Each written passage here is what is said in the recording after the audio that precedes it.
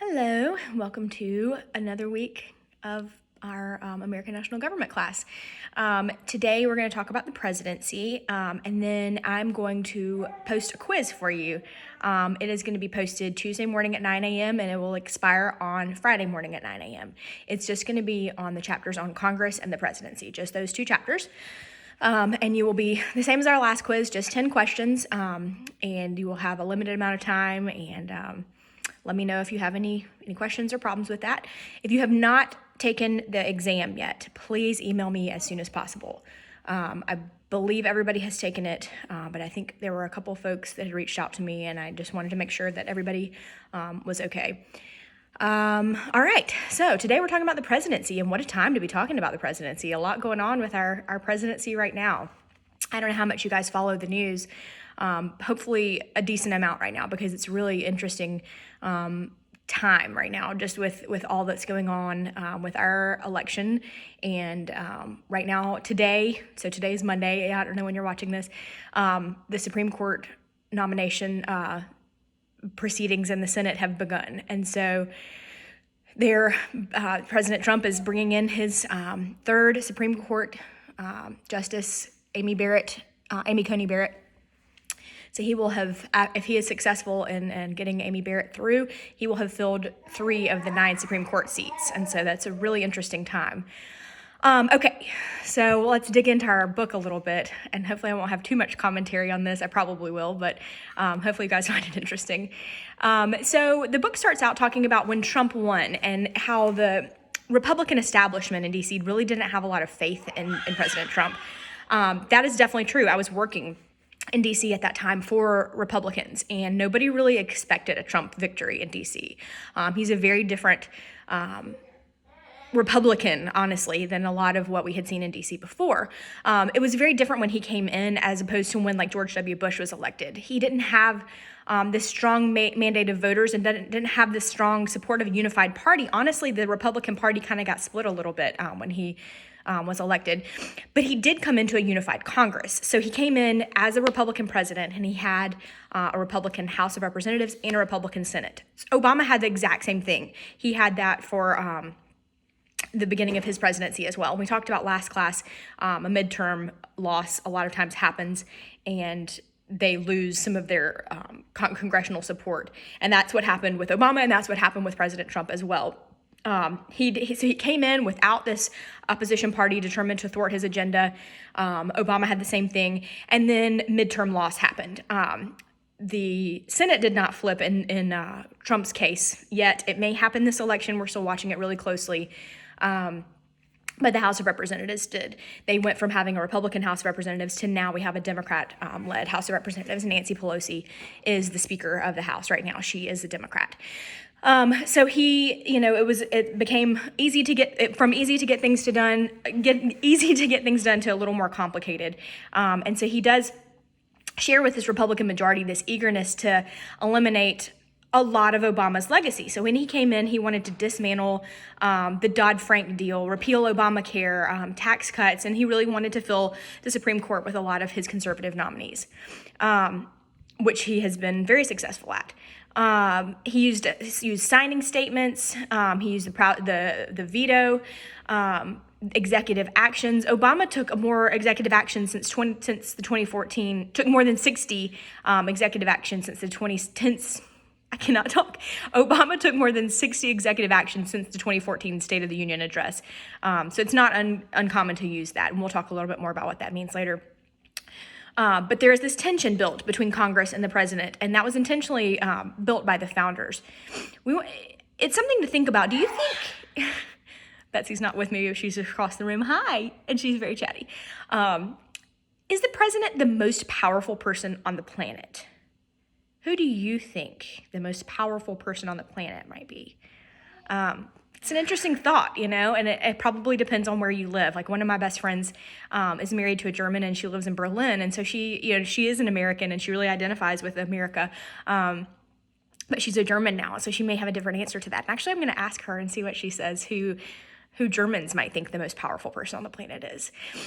So it may depend. Here in America, yes, we may think that, but in Germany, probably they don't. But when anything significant happens in our country, we look to the president to solve our problems and to represent our nation in times of struggle, in times of tragedy, in times of triumph. But the Constitution provides for a fairly weak executive. It's difficult for the president to be both the head of government and the head of state. We're going to talk about those a little bit more later. Most countries have those positions as two different people. So, for instance, the head of government would be like the prime minister in Great Britain, and the head of state would be the queen.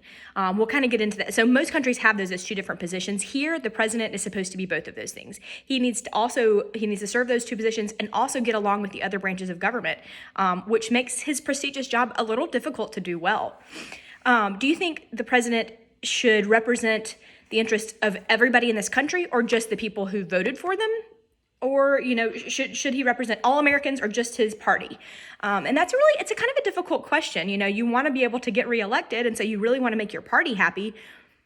Even if somebody didn't vote for you, they may vote for you next time, but you're also representing our country as a whole, so maybe you want to represent and do well with the interests of this entire country. You would think that somebody would be selfless enough to want to represent the interests of the entire country, but a lot of times maybe they just want to represent the interests of their own party so they can get reelected. It's an interesting thought. So the president, I'm sorry, I'm rambling. I won't ramble the whole time. The presidential job description is really interesting. It wasn't really a preoccupation with the framers at the Constitutional Convention, because they were really more concerned with the legislature having the real political power. But the breakdown of the national government under the Articles of Confederation really demonstrated the need for some form of a central executive. So the founders provided for an electoral college, which we will dig into later, which is a group of people who would be chosen by the states for the sole purpose of electing a president. They assumed they would be made of good citizens who would exercise care and good judgment in casting their ballots and who would not make post-election claims on him. They also wanted to avoid the concentration of power that could be abused by a strong executive, as they learned with King George. I don't know if any of you guys have watched Hamilton on Disney Plus, or maybe you have seen it on Broadway, but it's really interesting to watch King George's portrayal. And he was a very strong executive that our founders were really trying to escape. Many of the arguments we hear for a strong executive come from Federalist number 70, which is looking for a more energetic president. Okay, so I said we'd talk a little more about head of state versus head of government. I think this is so interesting. A head of state, this is an apolitical, unifying role of the president as a symbolic representative of the whole country. So they are apolitical. That is not political, right? So like the Queen of England, she is the head of state. She is apolitical. She has a unifying role as a symbolic representative of the whole country. This is probably kind of what our founders had pictured when they came up with this role, because they knew they came from a king. They have somebody sitting at the top of a small executive branch, commanding the armed forces and representing the nation. In most countries, this is apolitical. Like in Great Britain, it's the Queen. And the founders wanted the president to carry the dignity, but not the power of a monarch. George Washington even wanted them to bear the title, His High Mightiness, the President of the United States and the Protector of their Liberties. But we weren't ready for such a pompous title. But we do put the president on a higher plane than other politicians. What do you think would happen if we called our president His High Mightiness, the President of the United States and the Protector of their Liberties? I'm sure Trump would love to be called that, but what a mouthful and what a expectation. The president has to do other things as head of state. Things like attending a state funeral, tossing out the first baseball of the season, hosting the annual Easter egg roll on the White House lawn, which is honestly one of the coolest things that we got to do working for the Trump administration in D.C., going to the big Easter egg roll on the lawn. My kids thought that was so cool. Even though they're very little, they talk about it even still. Anyway, the president, as the head of state, is instructed to console survivors of a national tragedy. The vice president can do some of these things, but there's sometimes only the president can do these jobs. Okay, so that's the head of state. The head of government, that is the political role of the president as leader of a political party and the chief arbiter of who gets what resources. Because we have a system of checks and balances, the president also has real political powers. They're intended to keep the other branches in check. They run the government. They make the laws. They function as the head of the political party. So, Trump functions as the head of the Republican Party. This means that some citizens win more than others. Some lose, some get angry, all of which kind of works against the unifying image of the head of state. So they're kind of opposing each other a little bit. So countries like Great Britain have a second person in this role. They have the prime minister. He's expected to be more political and a much more powerful executive than the president. And that's changed a little bit since FDR's New Deal, and we'll get into that a little bit later. But the political requirements of the president's role as head of state necessarily undermines his unifying role as head of the political requirements of head of government undermines his unifying role of head of state. And then hyperpartisanship of Congress makes it even harder to bridge these conflicting roles. The president is chosen by the Electoral College to serve a 4-year term. The number of terms was unlimited until 1951. Isn't that crazy to think about? And then after FDR's 4th term, it spurred a constitutional amendment to limit this to 2 terms. The Constitution says that you have to be a natural-born citizen of the United States, at least 35 years old, and a resident for 14 years, succeeded by the vice president. And then there's not really a line of succession that is not in the Constitution after the vice president. But you've maybe heard a little bit about this right now with President Trump's illness. The 25th Amendment says the vice president can take over when the president or the president or vice president and a majority of the cabinet report to Congress that the president is unable to serve. Congress, 2/3 of Congress has to agree that the president is incapacitated. So Nancy Pelosi has been really pushing the 25th Amendment right now and saying that maybe the president has been ill with the coronavirus and maybe we should invoke the 25th Amendment. It's something to be watching right now. It's a really interesting time to be learning about this and to be watching our world right now. This is all playing out in real life right now. The president can be removed from office for reasons of treason, bribery, or other high crimes and misdemeanors. He can be removed from office. This requires 2 steps. It requires an in-depth investigation, and the House will vote to impeach by a simple majority vote, simple majority. It can be 51 votes, instead of 49, or whatever the percentage actually is in the House of Representatives. And then the Senate tries the president on the articles of impeachment, and they have to convict by a 2/3 majority, which is much harder than a simple majority, right? So President Trump was impeached earlier this year. What a year 2020 has been. Can you believe that was this year? He was impeached. The House formally charged him with that he committed acts of treason, bribery, and other high crimes, but it did not result in removal from office. Where are you going, Bets? The Senate failed to actually remove him from office. And the same thing happened. Only 2 American presidents, Andrew Johnson and Bill Clinton, were impeached, but neither were convicted. The Senate failed by 1 vote, and Clinton couldn't assemble a majority against him. The same thing happened with President Trump. And honestly, we knew this was going to happen.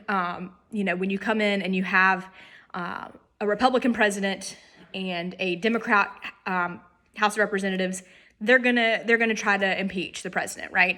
Just politically, that's the right thing. That is what they're gonna do. A lot of them ran for office saying they were gonna impeach the president, but he still retained Republican Senate, and so they couldn't. He still had his party in charge of the Senate, and so they are not going to remove him from office because they're still his political party. It's very political and more of a talking point than anything else, because we knew as soon as the Congress flipped 2 years ago, we knew that was going to happen. So anyway, the power of impeachment really is meant to be a check against the president, but it's really just a lot of times threatened for partisan purposes. Nixon would have been actually impeached and removed from office in 1974 had he not resigned. There was clear evidence in the form of conversations taped by the president himself that Nixon had been involved directly in the cover-up of the burglary at the Democratic National headquarters at the Watergate Hotel. So impeachment is more of a political than a legal process. It's really vague in the Constitution, so it can really mean anything as long as a majority of the House, which I just said is really easy if you have a party in control of the House, and so it's easy to get the actual impeachment in the House, but you have to have 2/3 of the Senate ready to vote on removal from office, and that's a much harder number to get to. So constitutional power of the president, because the Constitution is really vague on some presidential powers, it was not able to be ratified against those who wanted a strong executive power and those didn't. This vagueness has allowed the powers of the president to expand over time without constitutional amendment, which his power falls into three areas: the executive authority to administer government, the legislative and judicial powers to check the other branches. So executive branch. The Article 2, Section 1, the executive power should be vested in the President of the United States, but it doesn't actually say what executive power entails. The president is the chief administrator of the nation's laws, which means the president's executive role as the head of federal agencies and the person responsible for implementation of national policy. So the president, with the approval of the Senate, appoints the head of departments, oversees the work of implementation, known as the cabinet. And the cabinet is, the presidential cabinet is a presidential advisory group selected by the president that is made up of the vice president and the heads of the federal executive departments and other high officials to whom the president elects to give cabinet status. He is also the commander-in-chief. That is his role as the top officer of the country's military establishment. Easy to remember, right? He is the commander-in-chief of the military. He is the top role in the military. He's also the chief policymaker. His executive role as the primary shaper of relations with other nations means he can, the foundations laid out in the Constitution, that the president can negotiate treaties. A treaty is a formal agreement with another country negotiated by the president requiring 2/3 approval of the Senate. He also can make executive agreements, which are presidential agreements with other, presidential arrangements with other countries that create foreign policy without the need of Senate approval. All right, some of his legislative powers. The State of the Union Address is a speech given annually by the president to a joint session of Congress and to the nation that announces his presidential agenda. He has nominal power to convene Congress when there's a dispute about when he can disband. He can also adjourn it. Before Congress regularly met, this meant something, but now Congress is basically meeting all the time, so it's rarely invoked. The presidential veto. This is the president's authority to reject a bill passed by Congress. It can only be overridden by a 2/3 majority in each house. That's really difficult. Mastering a 2/3 support is really difficult, so a presidential veto, even threat, is very powerful. Some executive orders, that's another presidential power.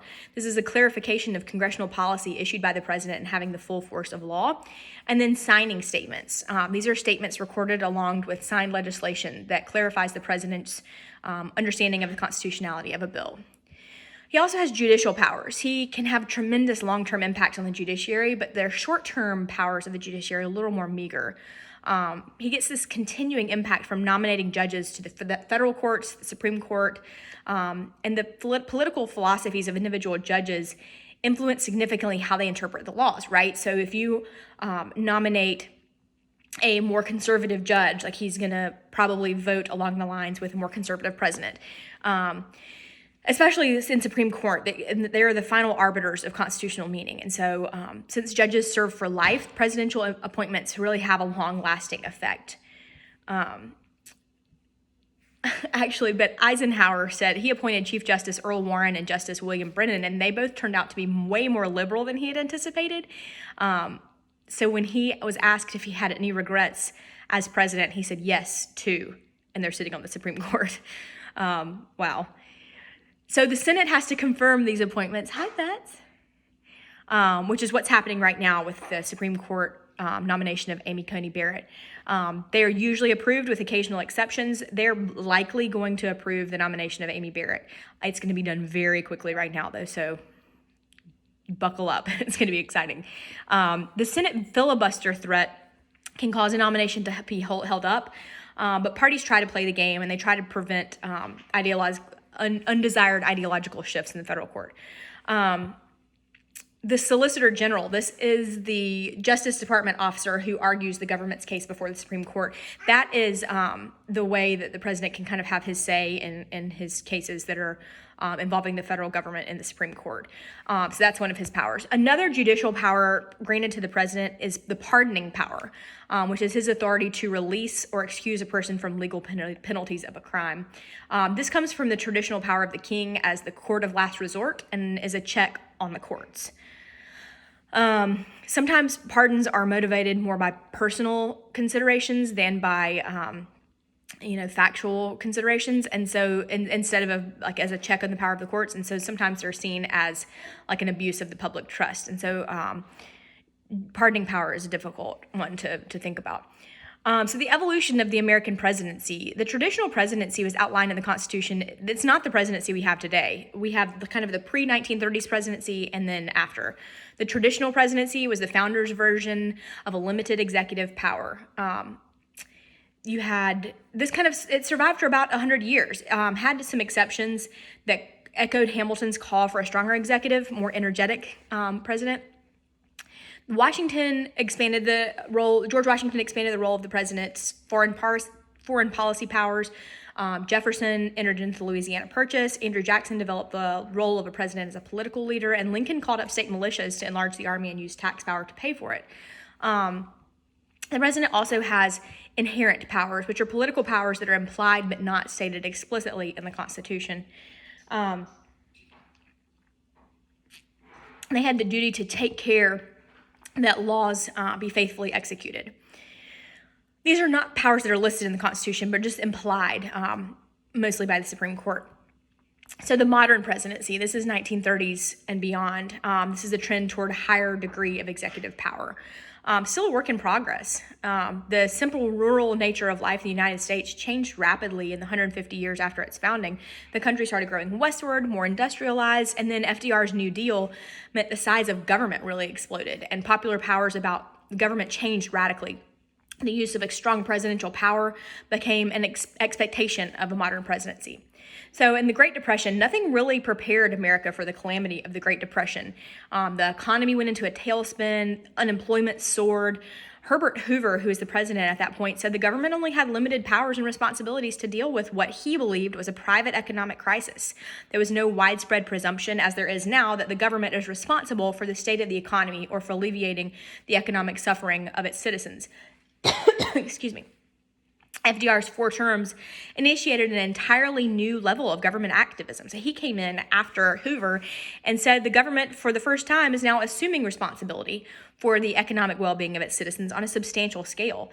He said he's waging war on the Depression and sought from Congress the powers that would be given to me if we were in fact invaded by a foreign foe. So he is treating this Great Depression as a war, basically. He is waging war on this depression.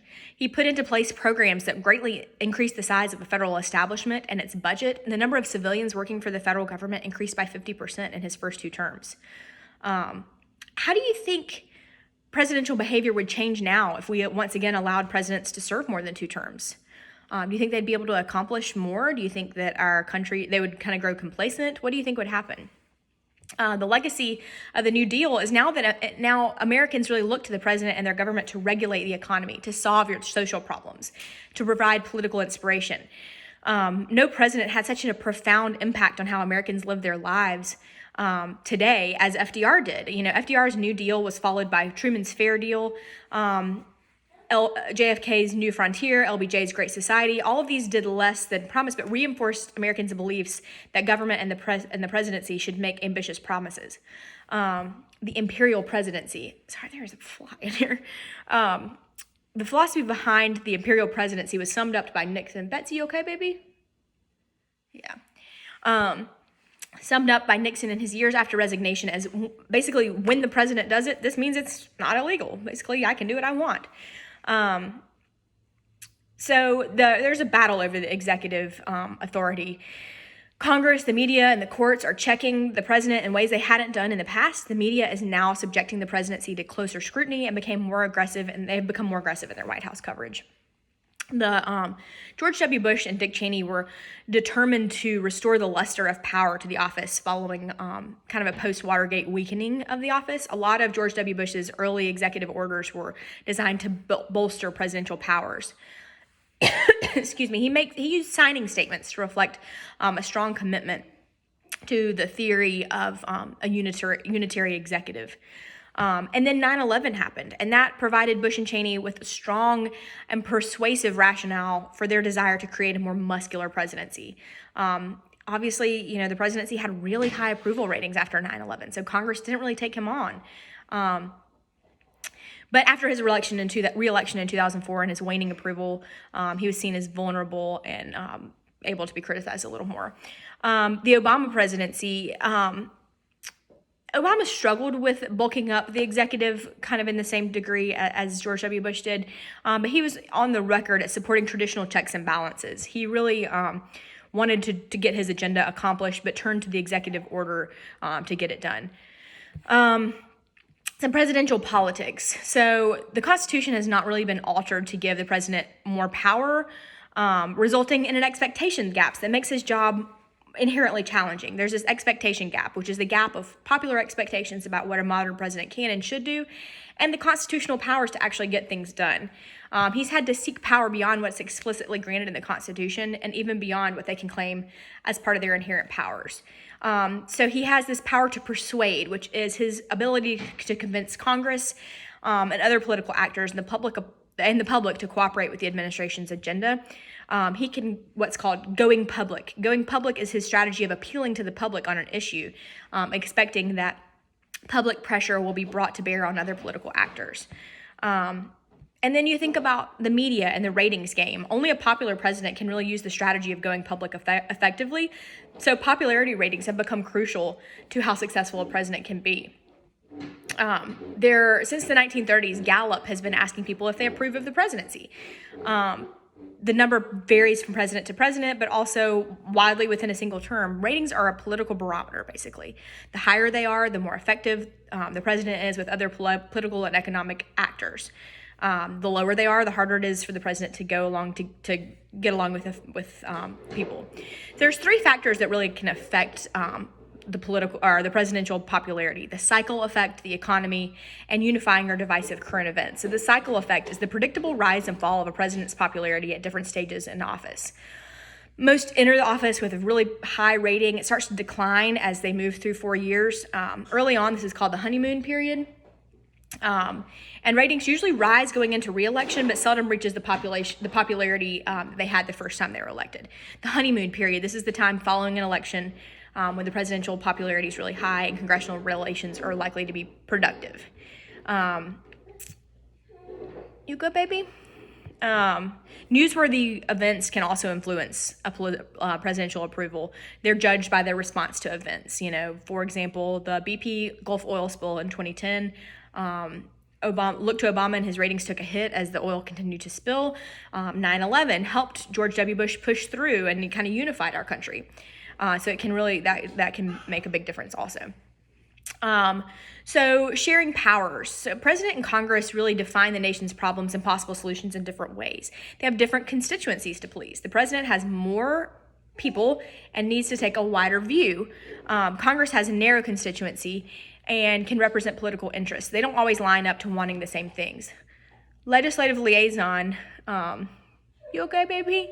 Legislative liaison, this is a person who works with members of Congress to secure their support in getting presidential legislation passed. Partisanship in a divided government. A divided government is when political rule is split between two parties, in which one controls the White House and the other controls one or both houses of Congress. That's what we have now. So we have a Republican president and a Democratic House. We also have a Republican Senate, but this is a divided government. Members of different parties stand for different things and different approaches to solutions under the nation's problems. What tools would you use if you were the president to overcome some of the constitutional limitations of the office? There are a lot of constitutional limitations. So we tend to think of the president as one person, this single executive image, but the president is really limited in what he can accomplish alone. Instead, he's over the presidency, which is the head of the executive branch. George Washington had no staff and just 3 departments. But today there's a cabinet of 15 departments: the executive office of president and the White House staff. This is a vast bureaucracy. The cabinet is each department in the executive branch is headed by a presidential appointee. Collectively, these form the president's cabinet, 15 agency heads. The newest cabinet level is the Department of Homeland Security, which was created in 2003 after 9/11. You good, sister? What's in your mouth? Cabinet appointments serve presidential political goals, but the president does it in different ways. For example, like a Democrat would likely choose a labor leader for the Secretary of Labor. A Republican would choose someone from the business community. So the executive office of the president, they are a collection of 9 organizations that help the president with policy and political objectives. The Office of Management and Budget, OMB, is an organization within the executive office of the president that oversees the budgets and departments and agencies. The Council of Economic Advisors is an organization within the executive office of the president that advises the president on national economic matters. And the National Security Council is an organization within the executive office of the president that provides foreign policy advice to the president. Okay, he also has a White House staff. The White House office has more than 400 employees within the executive office of the president who work closely and directly with the president. This is the group that has just been kind of termed the hot spot for the coronavirus right now, because it is just making waves through the White House office. There's a chief of staff there. He's the person who oversees the operation of all White House staff and controls access to the president. And then there's the vice president. For most of history, the vice president hasn't really been an important actor in the presidential administration. He's originally the vice president was offered to the second place presidential candidate. So they're kind of seen as a political rival. What happened if Hillary Clinton was our vice president because she came in second? That's crazy to think about, right? That changed in the 12th Amendment in 1804 that provided electors to select the president and vice president together. The first spouse, the office of the first lady, that's in tremendous flux. Even the term, it could be the office of the first gentleman, right? There's no way to check the influence of the first spouse. There are different women have done it in different ways. Rosalind Carter attended Jimmy Carter's cabinet meetings because he wanted him to. Obviously, Hillary Clinton was a very powerful first lady. They usually have some sort of agenda. Lady Bird Johnson supported highway beautification. Nancy Reagan said, "Just say no to drugs." Laura Bush focused on education, youth, and literacy. Michelle Obama raised awareness on health and nutrition. I'm coming, sweetie. Most presidents, I'm gonna go pick her up. Most presidents have giant ambitions. Hi. Oh, goodness. And large egos. They have, sorry. All right, Betsy's gonna join us. They have giant ambition and large egos. There are a lot of presidents that have, that are classified, their energy level on 2 levels, their energy level and their orientation toward life. Their energy level, is it passive or active? And their orientation toward life, is it positive or negative? The best and most popular presidents are usually active positives. This is like FDR, JFK, Clinton, Obama. There are some passive positives that are Reagan and George W. Bush, and an active negative, which is like Richard Nixon. Where do we think Trump is? Is he passive or active? Is he positive or negative? I think you can kind of make an argument for all of that. I don't know. Presidential style. This is the image projected by the president that represents how he or she would like to be perceived at home or abroad. So Truman was known as being a straight, profane, no-nonsense decision maker. Eisenhower was known as the victorious general, a statesman above the fray of petty day-to-day politics. JFK evoked a theme of getting the country moving again and embodied this with youth and energy. Reagan had this grandfatherly, optimistic presence. Clinton felt America's pain. George W. Bush was perceived as a non-intellectual who joked that C students could grow up to be president. He was interested in results, not an academic debate, but was seen as more moral than Clinton. Obama was known as very even-keeled and introverted, no-drama Obama. What do you think President Trump's presidential style would be? Though we may never meet the president, we now know him what feels like very intimately through the media. He has this rolling election by public opinion poll. All right, I want you guys to email me. How do you think presidential behavior would change if we once again allowed a president to serve more than 2 terms? How do you think presidential behavior would change if we allowed the president to serve more than 2 terms? Email me by Friday. We're also going to have a quiz due by Friday morning. Email me by Friday morning. How would presidential behavior change if we allowed him to serve more than 2 terms? I'm going to post your quiz. It'll be up tomorrow morning at 9. It will expire Friday morning at 9 a.m. and you need to get me an email answer to the question of how presidential behavior would change if we allowed presidents to serve more than 2 terms. All right. Thanks, guys. Have a good week.